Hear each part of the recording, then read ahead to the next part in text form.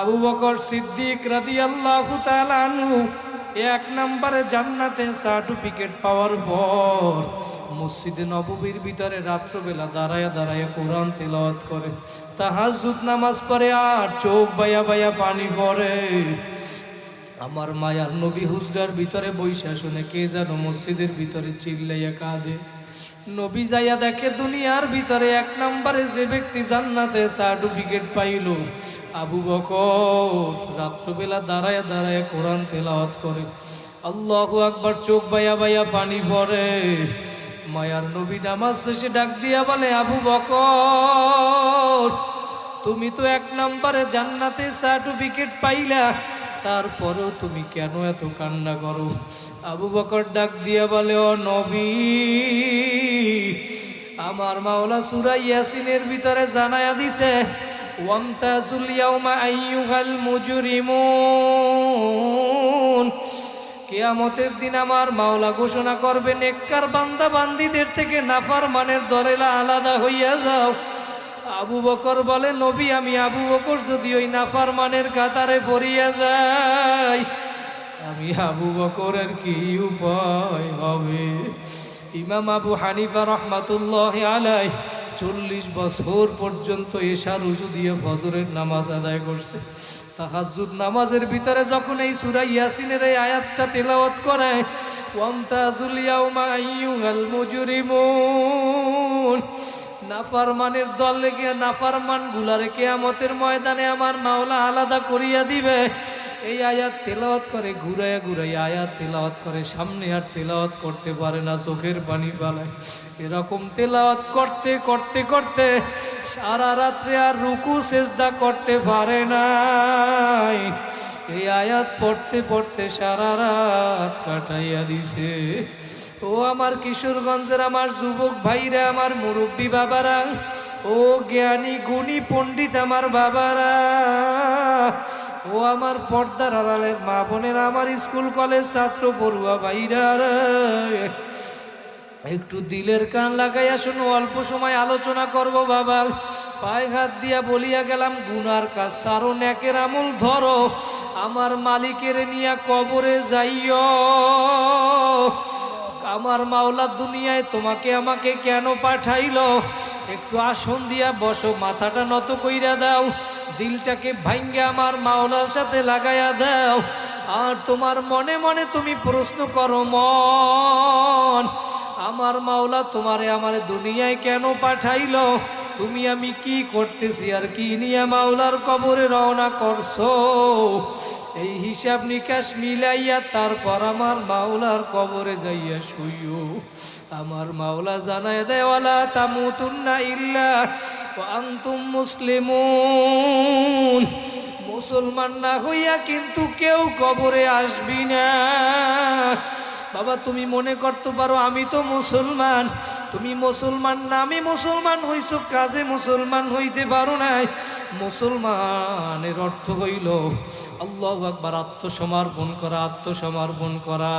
আমার মাওলার হুকুম যেইভাবে আসছে ওইভাবে আমার মাওলার হুকুম মাইনা নেওয়ার নামই হইল আত্মসমর্পণ করা।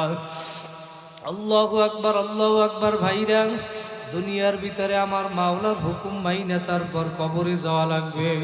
কারণ আমি বারবার বলি, ওই কবরে কিন্তু কোনো পরিচয় চলবে না। কারণ আমার মায়ার নবী, যেই মায়ার নবীর আগে পরে কোনো গুনাহ ছিল না, সেই নবী কবরের ভয় কাঁধে। সাহাবায়ে কেরাম জান্নাতে সার্টিফিকেট পাওয়ার পরেও কবরের আযাবের ভয় কান্না করে, কথা বলেন ঠিক কিনা? নবীর স্ত্রীরাও পর্যন্ত কবরের ভয় কাঁদে, জাহান্নামের ভয় কান্না করতে করতে আমিরুল মুমিনিন, অর্ধেক দুনিয়ার রাজা হযরত ওমর ফারুক রাদিয়াল্লাহু তাআলা আনহু এই গালের ভিতরে 2টা কালো দাগ পরাইয়া ফেলছিল কান্না করতে করতে। সাথীরা জিজ্ঞেস করে, আমিরুল মুমিনিন আপনার এই দাগ ভালো দেখা যায় না, ওষুধ লাগান ভালো হইয়া যাবে। বলে, সাথীরা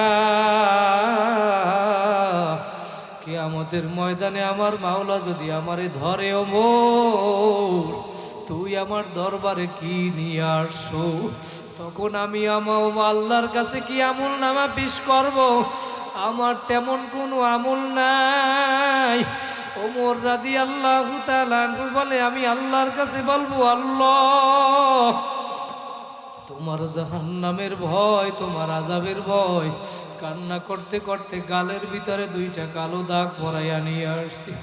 ও আমার ভাইরা, কার পাগল হইছো? কোন দুনিয়ার পাগল হইছো?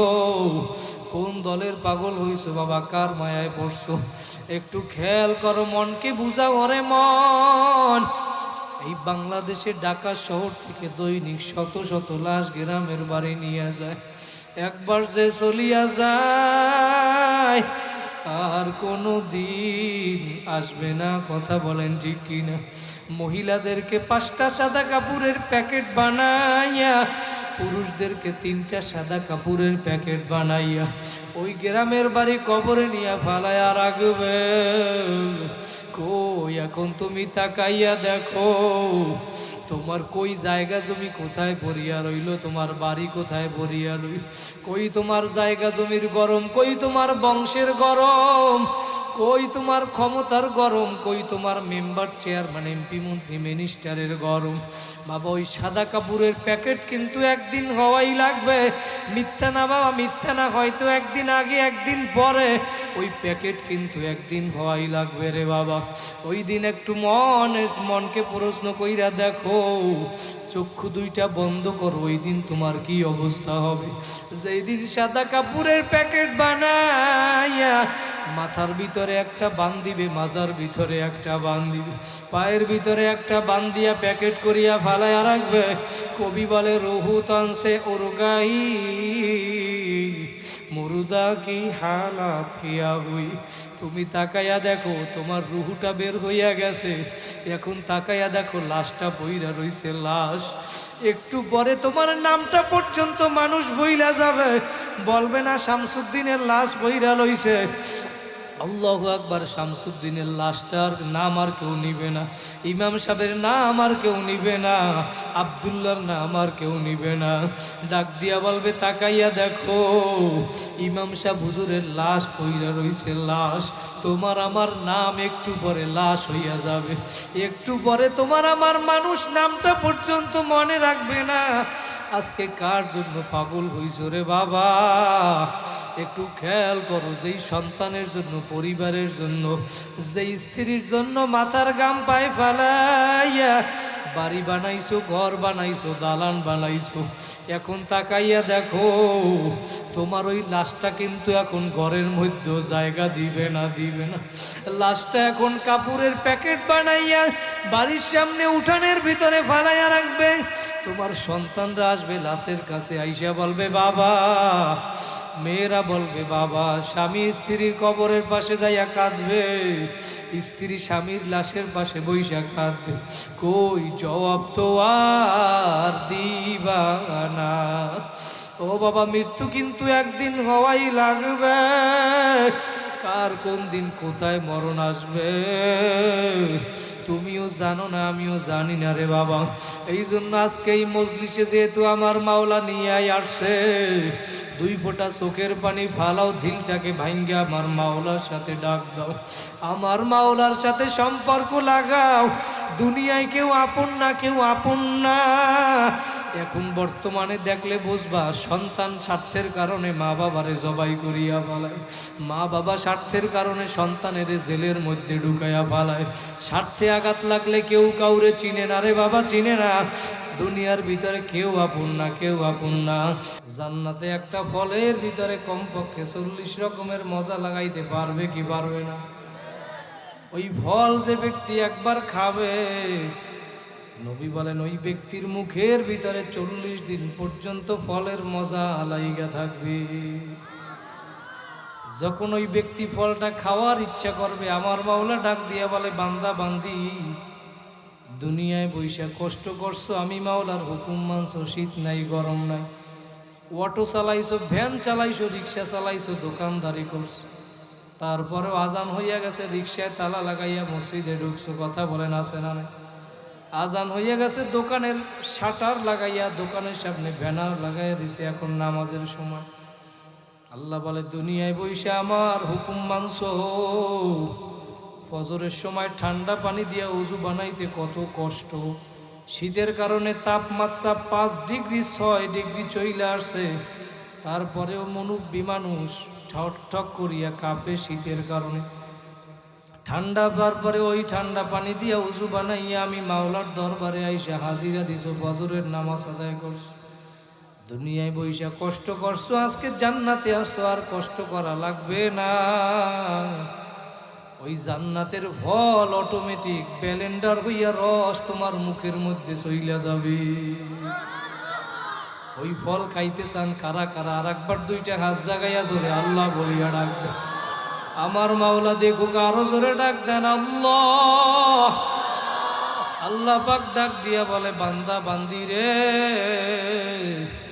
তোরা দুনিয়ায় বইসা জমিনে আমারে ডাক দিবি একবার আল্লাহ, আমি মাওলা তোদের ডাকে সাথে সাথে সাড়া দিব 70 বার। দুনিয়ায় বইসে একবার আল্লাহরে ডাকলে আল্লাহ 70 বার সাড়া দিবেন। আর কবরে গিয়া যদি শত শত বছর ডাকো, আমার মাওলা কিন্তু একটা ডাকে সাড়া দিবে না। ও আমার কিশোরগঞ্জের যুবক ভাইরা, আমার মুরব্বী বাবারা, ও আমার পর্দার আড়ালের মা বোনেরা, একটু দিলের কান লাগাইয়া শোনো বাবা। পায়ে হাত দিয়া বলিয়া গেলাম, গুনাহ সারো নেকের আমল ধরো, গুনার কাজ সারো নেকের আমল ধরো, আমার মাওলার হুকুম মানিয়া কবরে যাও। ওই কবরে কিন্তু কোনো পরিচয় চলবে না, নেতার পরিচয় চলবে না, দলের পরিচয় চলবে না, বংশের গরম চলবে না, ক্ষমতার গরম চলবে না। কবরে কোনো দলের পরিচয় চলবে না, কোনো মেম্বার চেয়ারম্যান এমপি মন্ত্রী মিনিস্টারের গরম কবরে চলবে না। নবী বলেন উম্মতেরা শোনো, আল কবরু রাউযাতুম মির রিয়াজিল জান্নাহ, যদি ভালো আমল কইরা কবরে আসতে পারো, তোমার আমার কবরটা একটা জান্নাতের বাগান হইয়া যাবে। আর যদি নাফরমান হইয়া কবরে আসো, বেনামাজি মিথ্যাবাদী সুদখোর ঘুষখোর বেপরদায় চলুইনা যদি কবরে আসো, এক কথায় নাফরমান হইয়া যদি কবরে আসো, নবী জানায়া দেয় হুফরাতুম মিন হুফারিন নার, ওই কবরটা একটা জাহান্নামের গর্ত হইয়া যাবে। বলেন নাউযুবিল্লাহ।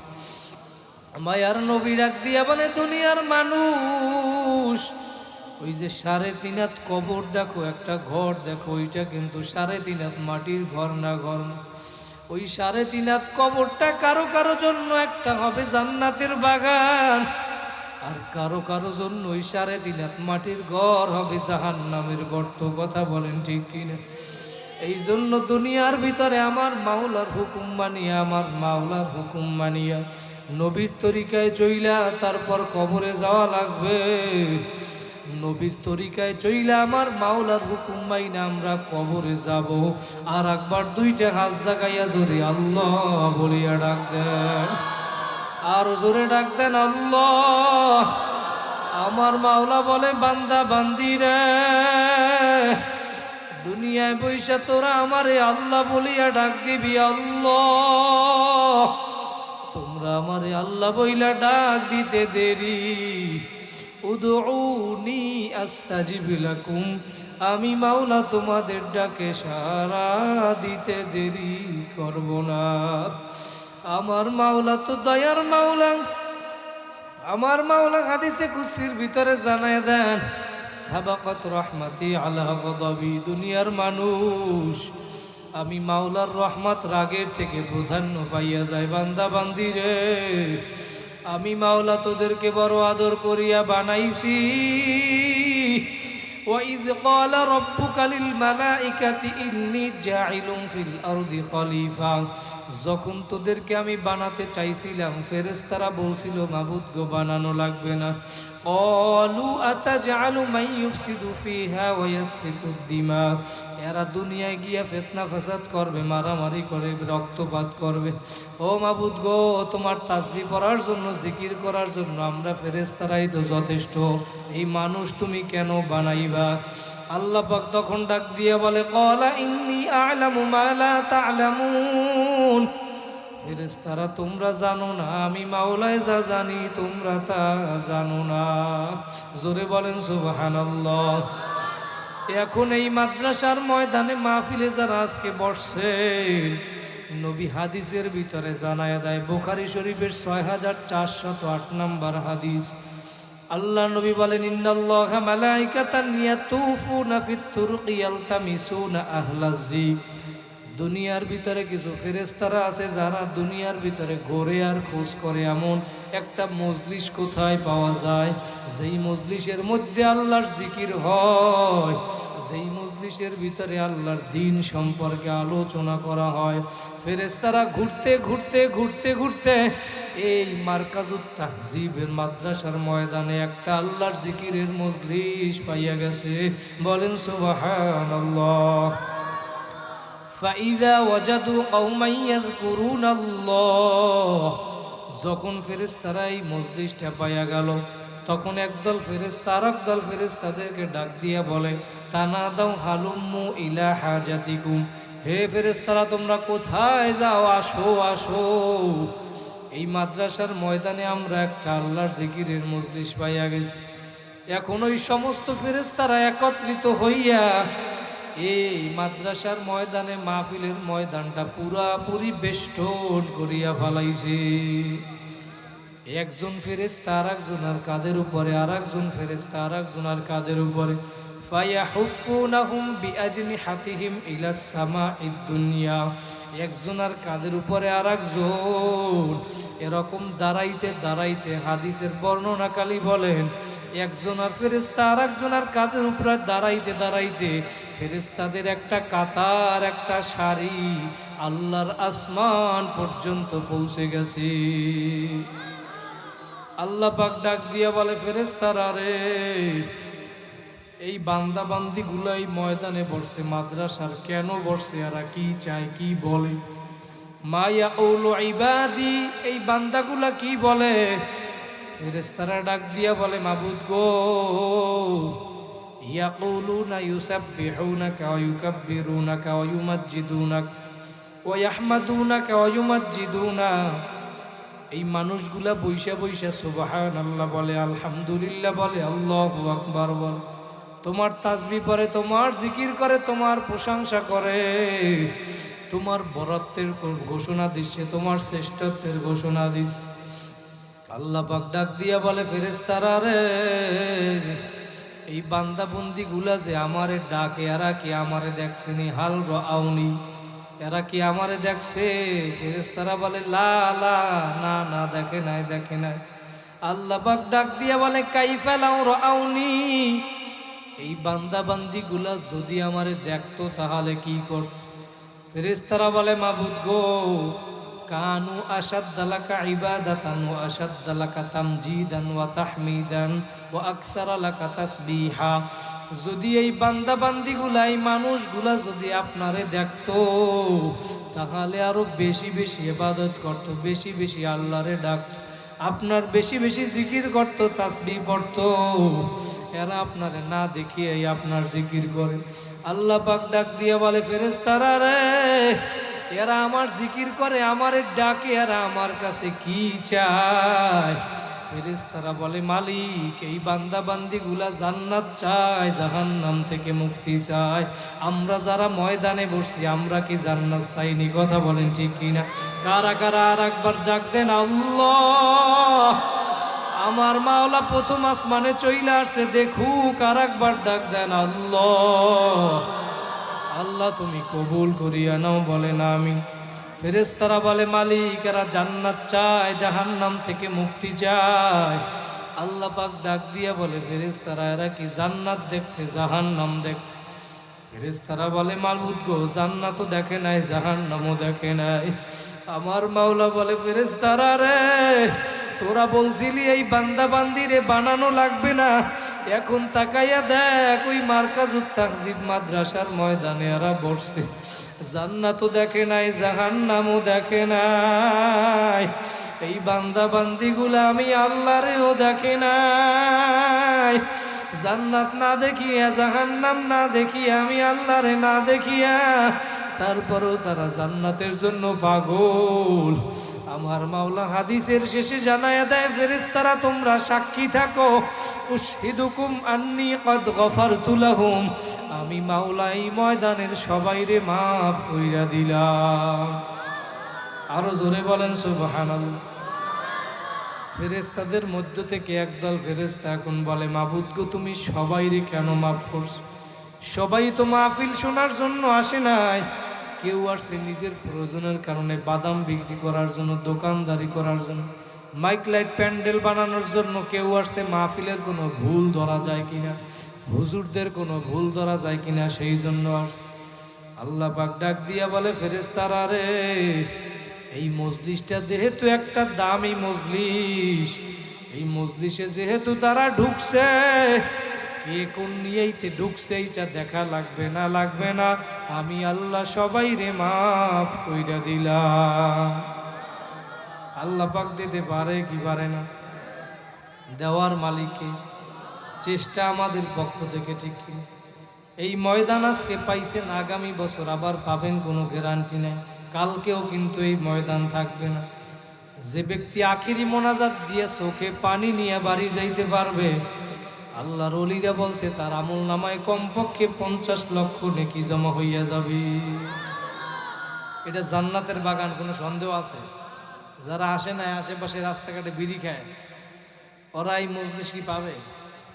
আমরা যারা পাইছি, এটা আমাদের জন্য কি লাভবান না? আমরা এই মজলিসে আমরা বসছি, আগামীকালকে আর এই মজলিস থাকবে না। এই জন্য সময় থাকতে সময়ের মূল্যায়ন করা লাগবে, সময় থাকতে আল্লাহরে ডাকা লাগবে। কথা বলেন ঠিক কিনা? আজকে ঈশান নামাজ কারা কারা পড়ছেন? হাত জাগান, পরীক্ষা হয়ে যাক দেখি। নারায়ে তাকবীর। আল্লাহ কবুল করুক। বলেন যারা পড়েন নাই, হাত জাগাইতে বলবো না। এই মাহফিল শেষ করে নামাজ পড়ে বাসায় যাবেন, পারা যাবে না ইনশাআল্লাহ? ইনশাআল্লাহ বলেন। যদি পারেন আমাদের মাহফিল সার্থক, কি ঠিক না? কারণ এই নামাজের জন্য এই মাহফিল, নাকি অন্য কোনো উদ্দেশ্য আছে? কোনো দলকে ভারী করার জন্য মাহফিল? আল্লাহ ভোলা মানুষগুলাকে আল্লাহর পথে ডাকার জন্য এই মাহফিল। কথা বলেন ঠিক কিনা? যারা বেপর্দায় চলে, পর্দা করে না, ওদেরকে পর্দায় চালানোর জন্য এই মাহফিল। ঠিক কিনা? যেগুলা গান বাজনা খায়, বিড়ি কামায়, বিড়ি খায়, দাড়ি কামায় নিয়া, এইগুলারে এই থেকে ফিরানোর জন্য এই মাহফিল। ঠিক কিনা? যারা বেনামাজি তাদেরকে নামাজি বানানোর জন্য এই মাহফিল। ঠিক? যদি হয় তাহলে আমরা নামাজ পড়তে পারবো না ইনশাআল্লাহ। যারা পড়ছেন, পড়বেন, আবার ফজরের নামাজ পড়বেন ইনশাআল্লাহ। আল্লাহ পাক, আল্লাহর নবী তাদের জন্য সুসংবাদ দিয়ে দেয়, মান সাল্লাল আইশা ফি জামাত ফাকান্নামা ওমা নিসফাল লাইল। মুসলিম শরীফের হাদিস, নবী জানায় দেয়, যারা ঈশার নামাজ জামাতে আদায় করবা, অর্ধেক রাত্র নফল ইবাদত করলে যেই সওয়াব, তোমার আমল নামায় আল্লাহ পাক সেই সওয়াব দিয়ে দিবে। সুবহানাল্লাহ। আওয়াজ মনে হয় বিশ্বাস হয় না। সত্য না মিথ্যা? সত্যি, নবীর কথা আমি শুনাই যাইতেছি। ওমান সাল্লা সুবহা ফি জামাতিন ফাকান্নামা সাল্লাল লাইলা কুল্লাহু। আবার যে ব্যক্তি আইসা ফজরের নামাজ জামাতে আদায় করবা, নবী বলে পুরা রাত্র দাঁড়ায় দাঁড়ায় নফল ইবাদত করলে যেই সওয়াব, তোমার আমার আমল নামায় আল্লাহ পাক সেই সওয়াব দিয়ে দিবে। আইসা আবার ফজরের নামাজ কেরা কেরা পড়বেন, একটু হাত জাগাইয়া জোরে আল্লাহ বলিয়া ডাক দেন। আল্লাহ দেখুক, ওয়াদা করছে ফজরের নামাজ পড়বে, আল্লাহ তুমি কবুল করো, বলেন আমিন। এলে আমাদের মাহফিল সার্থক, কি ঠিক না? এই নামাজের জন্য এই মাহফিল, এই ময়দান। এই কথা কয় কথাটা, এই চুপ, কথা বলবো না, কথা বলবো না। কই জিকির করেন, লা ইলাহা ইল্লাল্লাহ, লা ইলাহা ইল্লাল্লাহ, লা ইলাহা ইল্লাল্লাহ, লা ইলাহা ইল্লাল্লাহ, লা ইলাহা ইল্লাল্লাহু মুহাম্মাদুর রাসূলুল্লাহ সাল্লাল্লাহু আলাইহি ওয়াসাল্লাম। বাবা, হেদায়েত কিন্তু সবাই পাবে না। দুনিয়ার ভিতরে সব থেকে হেদায়েত হইল বড় নিয়ামত। এই জন্যই হেদায়েতটা আল্লাহ পাক নিজের হাতে রাইখা দিছে, দুনিয়ার কারো হাতে দেয় নাই। নবীর হাতে হেদায়েত নাই, কোনো পীর সাহেবের কাছে হেদায়েত নাই, কোনো দোকানদারের কাছে হেদায়েত নাই। যদি থাকতো মানুষ গিয়া বলতো ভাই আমার হেদায়েত দাও, কিনিয়া নেব আমি। আল্লাহ পাক জানায় দেয় নবী 20 নম্বর পারায়, ইন্নাকা লা তাহদি মান আহবাবতা ওয়ালাকিন্নাল্লাহা ইয়াহদি মাইয়াশা। হে নবী, আপনি মনে করছেন যাকে আপনি মোহাব্বত করবেন, ভালোবাসবেন, আপনি যাকে চাইবেন সেই হেদায়েত পাবেন। নো, না না, আমি আল্লাহ যাকে হেদায়েত দিব সেই হেদায়েত পাবে। ঠিক কিনা? আবু বকর এত স্বচক্ষে আমার মায়া নবীর মুজিজা দেখছে বাতিজার, তারপরেও কিন্তু হেদায়েত পায় নাই, পাইছেন। খতামাল্লাহু আলা কুলুবিহিম, ওর অন্তরের ভিতরে আমার মাওলা মোহর মাইরা দিছে, মোহর। না হয় এত মুজিজা দেখার পর তারপরেও হেদায়েত পায় নাই। কথা বলেন ঠিক? আল্লাহর নবী যেই মেরাজের সময় বাইতুল মাকদিস, সেখানে যখন মেরাজের সময় গেছিল, ওই তো বাইতুল মুকাদ্দাসে গিয়া নামাজ আদায় করছে, সমস্ত নবীদেরকে নিয়ে ইমামতি করছে। যখন এই ঘটনা এসে মসজিদে নববীর ভিতরে ফজরের সময় বয়ান করে, এক রাত্রে আমি সব ঘুরে আসছি, আসমান জমিন সব, আসমানের ভিতরে সব জায়গায় জান্নাত জাহান্নাম ঘুরে আসছি, দেখে আসছি। আবু জাহেল কয় বাতিজা, তোমার এতদিন মনে করছিলাম পাগল, তুমি এখন বাহিরু পাগল হইছো, বলেন নাউজুবিল্লাহ। আল্লাহ নবী বলে আবু বকর, আবু জাহেল, না না, আমি ঘুরে আসছি, এইটা সত্যি। আবু জাহেল বিশ্বাস করে না, বলে ভাতিজা আমি পরীক্ষা করতে চাই, তুমি যে বাইতুল মুকাদ্দাস, আমি পরীক্ষা করতে চাই, তুমি পারলে বলো বাইতুল মুকাদ্দাস মসজিদের ভিতরে কয়টা জানলা আছে, কয়টা দরজা আছে। নবী নামাজ পড়তে গেছে, সে কি জানলা দরজা গুনছে? এই আমরা পাগলা মসজিদে নামাজ পড়লে কি জানলা দরজা গুনি? এই জায়গায় কেটা কইতে পারবে যে পাগলা মসজিদে কয়টা জানালা, কয়টা দরজা? আমরা তো এইটা গণতে যাই না, আমরা নামাজ পড়তে যাই। কিন্তু আবু জাহেল মার্কা যেগুলো আছে, এগুলো শুধু প্রশ্ন করে কেমনে চিন্তা করে আটকানো যায়, কি ঠিক না? ইমাম সাহেব হুজুরের নামাজ পড়ে বেরোইছে, যাই কয় হুজুর আবু জাহেলের নানির নাম কি? এক মুসল্লি, অথচ নামাজও পড়ে নাই। কিছু পাবলিক এরকম আছে না, চিন্তা করে হুজুরের কোনোভাবে আটকানো যায় কিনা, কি ঠিক না? দুইজন মুসল্লি আসছে, একটা ইট নিয়ে আসছে, ইট চেনেন? আইসে বলতে হুজুর ইটটে পানিতে ফালাইলে ভাসবে না ডুববে?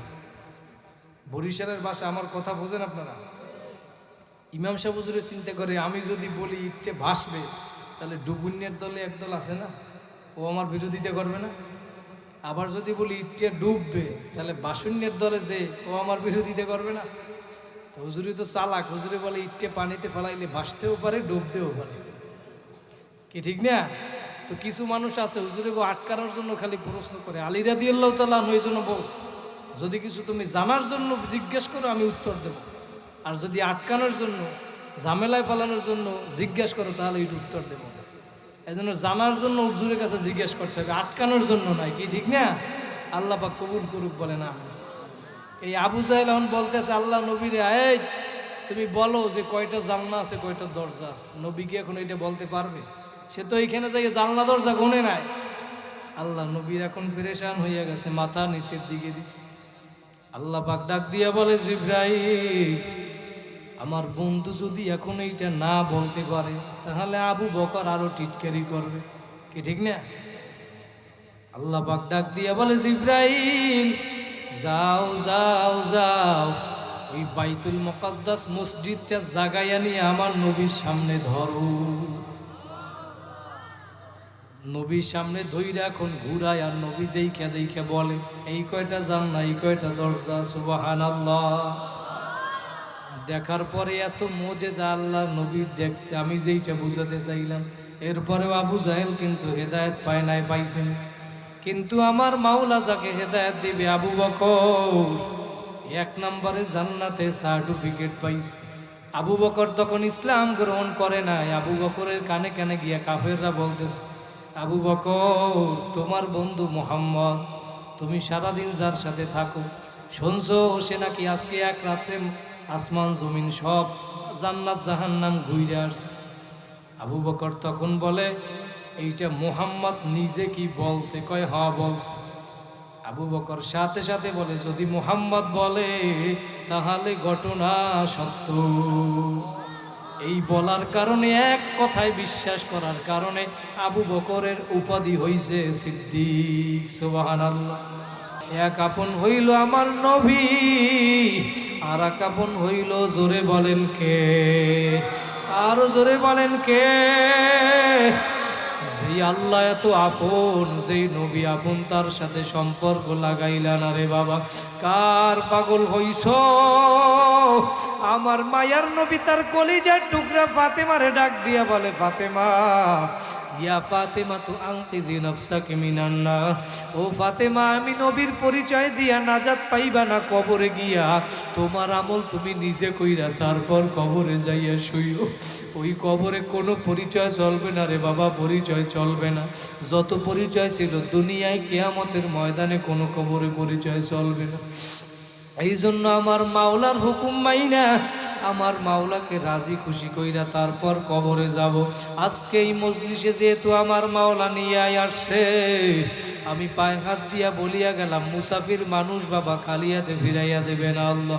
মন ভইরা দোয়া করব, আল্লাহ আজকে এই মজলিসের ভিতরে দিলটাকে ভাঙ্গে আল্লাহর কাছে তওবা করবা। জীবনে আর কোনোদিন গুনার কাজ করবা না, নেকের আমল ছাড়বা না, নামাজ বাদ দিবা না, মা বাবারে কষ্ট দিবে না। নিয়ে যদি খাটি গায়ে কারা কারা পারবা, আর একবার দুইটা হাত জাগাইয়া জোরে আল্লাহ বলিয়া ডাক দাও।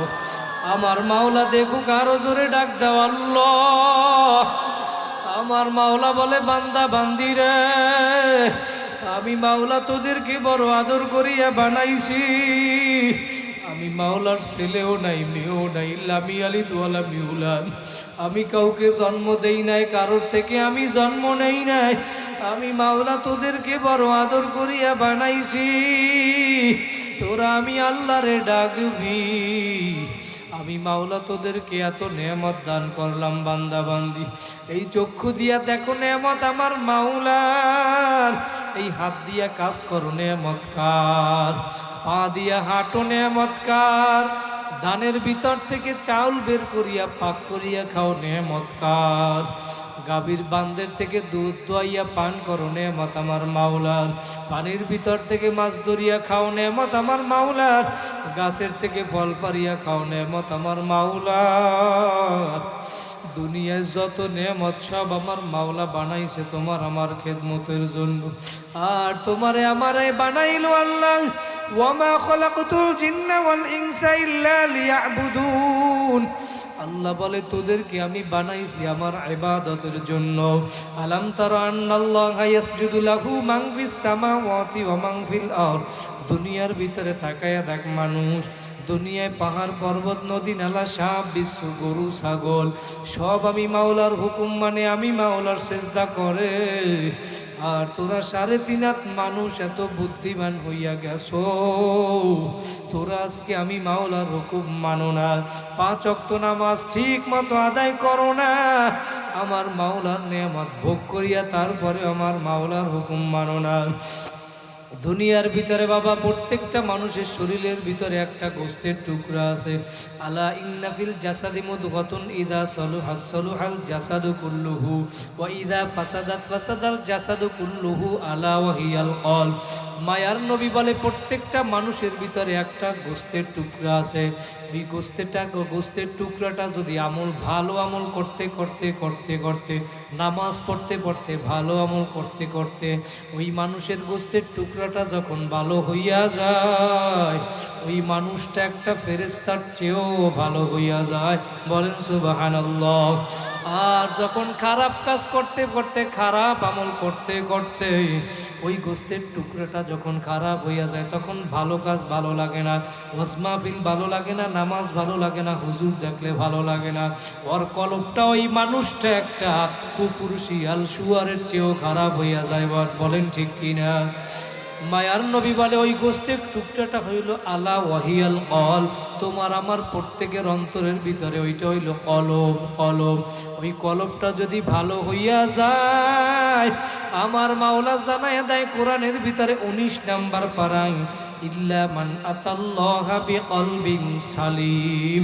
হে দুনিয়ার মানুষ, সুস্থ কলব নিয়ে তারপর আমি মাওলার দরবারে আইসো।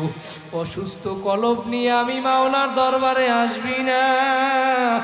ও আমার ভাইরা, আমাদের শরীর যদি অসুস্থ হইয়া যায়, এই শরীর সুস্থ করার জন্য প্রথম কিশোরগঞ্জ সদর হসপিটালে যাও। তারপরেও যদি এখানে কাজ না হয়, ডাক্তাররা ডাক দিয়া বলে তোমার চিকিৎসা কিশোরগঞ্জে হবে না, তোমার এই চিকিৎসা করার জন্য ঢাকায় যাওয়া লাগবে।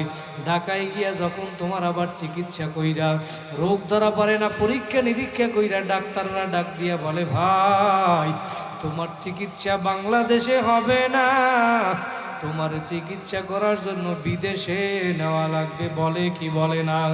যদি বিদেশে যাওয়ার কথা বলে, তারপরেও কিন্তু আমরা ধার কর্জ কইরা, বাড়ি বিক্রি কইরা, জায়গা জমি বিক্রি কইরা, টাকা পয়সা ব্যবস্থা কইরা, যেভাবে হোক তারপরেও শরীর সুস্থ করার জন্য বিদেশে যাই কি যাই না? যত ডাক্তার কবিরাজ দেখাও না কেন, যেই দিন মালাকুল মউত বাড়ির দরজায় এসে চিঠি বাজাইয়া বসবে, তোমার হায়াতের বেড়া যেই দিন পার হইয়া যাবে, ওই দিন যত ডাক্তার কবিরাজ দেখাও না কেন, যত ইনজেকশন শরীরের ভিতরে পুশ করো না কেন, ইযা জা আজালুহুম লা ইস্তাখিরুনা সাআতাও ওয়া লা ইস্তাকদিমুন। 1 সেকেন্ড আগেও হবে না, 1 সেকেন্ড পরেও হবে না। মালাকুল মউত যেদিন আইসা ধরবে, ওই দিন কিন্তু আর রাখতে পারবে না। ও আমার কিশোরগঞ্জের বাইরে, আমি যেইটা বুঝাতে চাইলাম, তোমার শরীর অসুস্থ, শরীর সুস্থ বানানোর জন্য এত চেষ্টা করো, এত তুমি চেষ্টা করলা, জায়গা জমি বিক্রি কইরা বিদেশে পর্যন্ত গেল, আর তোমার আমারে আমার মাওলা দান করলো কলব। এই কলবকে সুস্থ না বানাইয়া যদি কবরে যাও, আমার মাওলা বলে বান্দা বান্দি রে, তোর ওই কলবকে সুস্থ বানানোর জন্য আমি মাওলা হসপিটাল বানায় রাখছি। ওই হসপিটালের নাম হইল জাহান্নাম। এ বান্দা বান্দি যদি অসুস্থ কলব নিয়ে আসো, আমি মাওলা হসপিটাল বানায়া রাখছি জাহান্নাম। ওই জাহান্নামের আযাব সহ্য করার শক্তি দুনিয়ার কোনো মানুষের নাই। ও আমার কিশোরগঞ্জের ভাইরা, আজকে বেনামাজি হইয়া তুমি কেমন পাগল হইছো? কার পাগল হইছো? নামাজ পড়ো না, 30 বছর হইয়া গেল তুমি ফজরের নামাজ পড়ো নাই। আজকে 30টা বছর হইয়া গেল তোমার ঘরের ভিতরে টেলিভিশন দেখে তোমার ছেলে মেয়ে স্ত্রী। আজকে তুমি কেমন মুসলমান হইছো? আজকে তুমি 30 বছর হইয়া গেল সুদ ঘুষ ছাড়তে পারো নাই, মিথ্যা কথা ছাড়তে পারো নাই। তুমি কেমন মুসলমান হইলা? আমার মাওলাকে তুমি ভুইলা কার পাগল হইছো? আমার মাওলাকে ভুইলা দুনিয়ার কার মায়ায় পড়ছো? দুনিয়ার বাড়িটারে এত সুন্দর করিয়া সাজাইলা, দুনিয়ার ভিতরে 6 ঘন্টা 8 ঘন্টা ঘুমাও। এই ঘুমানোর জন্য তুমি কত কিছু, একটা সাধারণ মশায় কামড় দেয়, এই মশায় কামড় থেকে বাঁচার জন্য তুমি কয়েল জ্বালাইলা, এরোসল জ্বালাইলা, মশারি টানাইলা। এই অস্থায়ী বাড়ি, অস্থায়ী ঘুম।